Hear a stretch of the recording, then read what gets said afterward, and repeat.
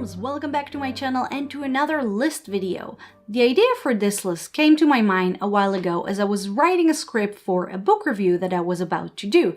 I tried to write the book's description, the plot in like one sentence, really kind of get the essence of it. When it occurred to me that the same sentence, the same idea can also be applied to another book that, despite sharing this short synopsis, is a totally different book to the one that I was reviewing. And then I figured that the same is also possible for many other books, so I decided to collect a few and make them into a list. So in case that wasn't clear enough, what I'm going to do in this video is that I'm going to share with you 8 pairs of books where each pair have the same plotline or idea or theme, despite being completely different. Now, you can take it to mean whatever you want. You could take it to mean that there's only a finite number of plots available in the world. You can take it to mean that it's very interesting to see how the same concept will work in different genres. Or you can take it to mean absolutely nothing. It's just a fun coincidence that more than one book share the same idea. So this is going to be a fun list, and I thought we can do it a little bit like a game. So the way that I'm going to do it is that I'm first going to give you the plot line in like one sentence, and only then I will tell you which 2 books I'm referring to in order to also give you an opportunity to guess for yourselves. And of course, write down below if you manage to guess which books I'm talking about, or of course, if you have another one that share the same idea. Okay, ready? Let's go! Let's begin with something easy. For the first pair, I'm going to talk about the most similar 2 books and also the most famous ones. In these 2 books, we have a young girl who finds herself suddenly in this strange, magical land, and we follow her in her adventures in order to find her way back home. Yeah, I said I'm going to start easy. Of course, you already know that these 2 books are The Wonderful Wizard of Oz by L. Frank Baum and Alice's Adventures in Wonderland by Lewis Carroll. I feel that I don't need to elaborate because these 2 books are so famous and such a classic, but if you do feel like a bit more details, I did a review on The Wonderful Wizard of Oz. Maybe one day I will do one about Alice, but I feel like despite being very similar, Alice's Adventures in Wonderland is perhaps the more mature of the 2, and also people tend to overanalyze it a lot more, in my opinion. At number 2, we have 2 books about a woman who is accused of murdering her employer, and the main bulk of the story is her story or their story, since it's 2 books, and these women are telling their stories in order to try to explain or exonerate themselves. Now, these 2 books are very different in style, so much so that I really loved one of them and I really disliked the other. Let's start with the one that I like. This is Dolores Claiborne by Stephen King, and I also reviewed that book. All the books in this list that I reviewed, I will link the reviews in the description box so you can go and check that out. But Dolores Claiborne is a really great Stephen King book. It's more thriller than actual horror, and there's something really rural and rough about it. And the entire book is told by the character of Dolores, who is herself a very interesting person. And the other book is Alias Grace by Margaret Atwood, and unfortunately, even though it seems like this book is going to be something that I would really like, and of course I thought the idea was very interesting, I really dislike her writing style. It is very similar in style to her probably most famous work, A Handmaid's Tale, which I read, I was okay with. I just really disliked the style, which made me wonder if all of her books are written in the same fashion. Write down the answer if you know it. Anyway, it has a lot of inner monologue and way too little, in my opinion, of actual things that are happening. But as for the plot, it takes place in 19th century Canada, and we have a maid who's accused of murdering not only her boss, but also the housekeeper in the house where she works. But this book focuses more on a psychologist who's trying to attempt and pry out of her what really happened in that day, since she claims that she doesn't remember anything. Moving on, at number 3, we have 2 books that share a few similarities. Both are coming-of-age stories that fit both adults and young adults, and both are not originally written in English, even though they are both translated if you only speak English and want to read them. Both books have young men as protagonists who roam around the city trying to find a person who is missing. And on the way, they find out more about said person's past and also a thing or two about themselves. Another thing that they have in common is the fact that I absolutely love both of them, and I absolutely full-heartedly recommend both of them. The first one is called, in English, The Shadow of the Wind by Spanish author Carlos Ruiz Zafón, who I heard recently died, which is very sad. And the original title in Spanish is called La Sombra del Viento. I'm pretty sure I pronounced it correctly, but if I didn't, make sure to correct me down below, but only if you write it correctly in IPA, the International Phonetic Alphabet. It doesn't count if you don't write it in IPA. Anyway, this book takes place in post-Civil War Spain or the 1940s, and we have Daniel, who is a teenager who is trying to search for an author of a book that he really loves, especially after finding out that someone is systematically tracking all of these authors' books and burning them. The second book is by the Israeli author David Grossman and is called in English Someone to Run With, or in Hebrew Mishula Wutzito. I did pronounce it correctly, thank you very much. This time we have the teenager Asaf, who finds a stray dog and decides to walk around the city of Jerusalem with her, trying to find out to which house she belongs. Maybe she will lead him to it. But on the way, he encounters people who recognize the dog, and little by little he finds out about the dog owner, who is a teenage girl who went missing, and Asaf decides that he wants to find her. If you aren't afraid of translated books, and you shouldn't be, or you are not afraid of books about teenagers, which if you are, I totally get, you should read these books. They are both amazing works of art, and despite having teenager protagonists, they're very mature. On bookshops, you will not find them in the young adult section, but on the regular fiction section, and they are wonderful, and they are highly recommended. Let's move on to number 4, where we have 2 different books, but both are considered classics in different genres. Here we have 2 books about a group of people who are stuck on an island. Things are getting darker and bloodier as they don't know who to trust, and as the body count rises.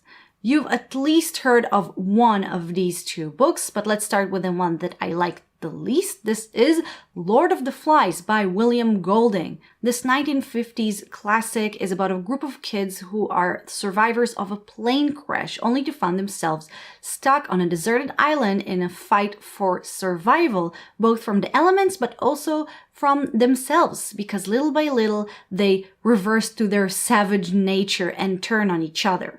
If you want to know why I'm only okay with this famous classic, you are welcome to watch my review on it, but let's go to the one that I liked more. In fact, it's one of my favorite books ever, Agatha Christie's And Then There Were None. In this 1930s classic, we have 10 strangers who arrive at a mansion on an island only to find out that they were lied to and deceived in order to get them on this island, and now they can't leave, and one by one, they are being murdered. I often refer to this book as more of a horror than a detective book, and it gives me goosebumps every single time I read it.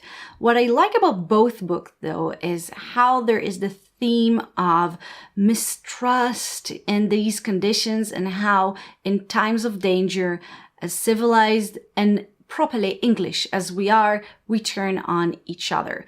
There may be some mysterious, fantastical entity behind everything, but the real danger is us. At number 5, we enter the realm of the strange and supernatural. We have 2 books about a protagonist who wakes up one day without any memory whatsoever. They have no idea who they are or what happened to them. But luckily for them both, they knew pre-memory loss that this is about to happen to them, so they wrote down all the necessary explanation in order to receive it post-memory loss.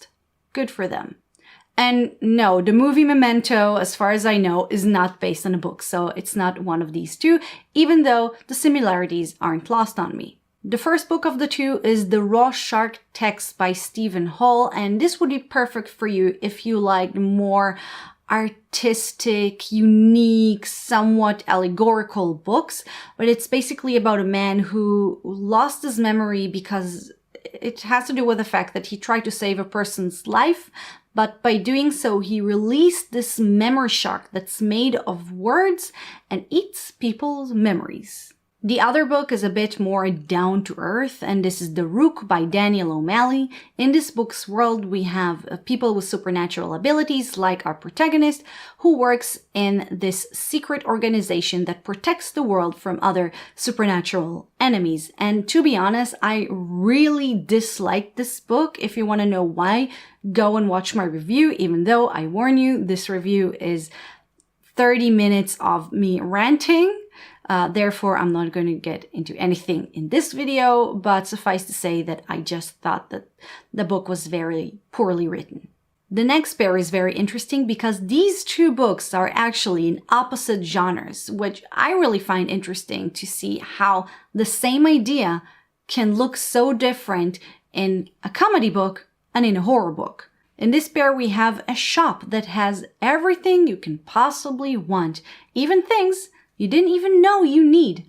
There's a price for everything, but the price is not always money. The comedy version of this synopsis is Psycho Shop by Alfred Bester and Roger Zelazny, and this is one of my husband's favorite books. It's one of those crazy comedies for Terry Pratchett fans or Douglas Adams fan, and unfortunately, even though I'm a fan of those two authors, I really did not connect with this book. However, because my husband actually has the book around, I can always try to reread it in the future. On the other hand, the horror version of the story is, I believe, a bit more famous by an author that we already seen on this list, Needful Things by Stephen King. Here we have a bit more the concept of selling your soul to the devil kind of a plot, because we have a shop that just pops up in this small town in Maine, where people are getting obsessed about the things that they found on said shop, and Needful Things is one of my favorite Stephen King books. So if you do like his style and you're totally over it, try this one. At number 7, we have the pair that actually inspired this list, because we have two books about a group of protagonists whose home was destroyed, so now they have to band together and try to find a new safe place to live. One of these books is The Parable of the Sower by Octavia E. Butler, which is the first book of a series that I really should continue reading. It takes place in a very realistic future where the outside world isn't safe anymore, and when the residents of a gated community find themselves no longer protected by these gates, they need to find a new home, and similarly to the other book, they need to set their differences aside in order to protect each other, because that's the only thing that they got. This is a really great book, and especially given recent events, we need to promote more Black authors or simply people who write about more than just your boring white protagonist. Let me know if you read the sequels to The Parable of the Sower and if they're any good. But the second book is a classic that I honestly did not expect to fall in love with as much as I did. Even though it's written by a white male author, don't tell anyone. This is Watership Down by Richard Adams, and it's about rabbits. Yes, a rabbit has a premonition that his warren is going to be destroyed, so he and other rabbits who believe this premonition journey to find a new warren. This is not a children's book. It has a lot of sad and serious moments, but it's also definitely not as gruesome as that famous movie version. It's a wonderful classic, and I absolutely love it. And despite these two books being so different from each other and also written by different sort of authors in different times and focuses on different things, they both basically are about our basic need to survive and also not to do it alone, this need for camaraderie in the face of death and hopelessness. Okay, we're down to the last pair of books, and I don't want to say that I saved the best for last, but let's just say that there is a reason why I talk about this pair last. I almost laughed out loud while doing this list because of just how immensely different these two books are. Anyway, in these two books, we have a story of a group of friends who decide to take a trip together and sail on a boat in a river, which leads them to many unexpected adventures. Sounds nice, isn't it? Well, it was for the first book, 3 Men in a Boat by Jerome K. Jerome. This is a hilarious, hysterical comedy of errors about 3 men and a dog who sail leisurely on the Thames, or at least that was the plan. Due to their personality, lack of planning, and other things, they just find themselves in many unexpected situations. This book is hysterical, and it's even kids-friendly. I think I read it for the first time when I was around 12. Just don't drink anything while you read it. You will choke. But on the polar opposite, we have the book Deliverance by James Dickey. This is also about a group of friends who decide to take a boat trip and sail on a river, only to find themselves in a horrific struggle for survival. There is actually a movie version from the 1970s that I believe is more famous than the book version, so maybe you heard of that. It has a very famous squeal like a pig scene. Yeah, that one. I haven't read a book, I haven't seen a movie, and I don't want to because I don't think I have the stomach for it. And that was my list for books that are similar yet different. How many of them have you read? How many of them did you manage to guess? And of course, if you have an idea for a third book that can fit in there, or of course other pairs of books that have the similar idea but are in themselves very different, share them in the comment section. So guys, I really hope you enjoyed this video and have fun with me in this list game, whatever it was. If you did like it, please don't forget to click the like button to show your support, and also subscribe to my channel if you dare, and check out the description box where I linked all the reviews that I did on books that I talked about. Anyway guys, thank you very much for watching. As always, share this video to the world, and I will see you on my next video. Bye bye.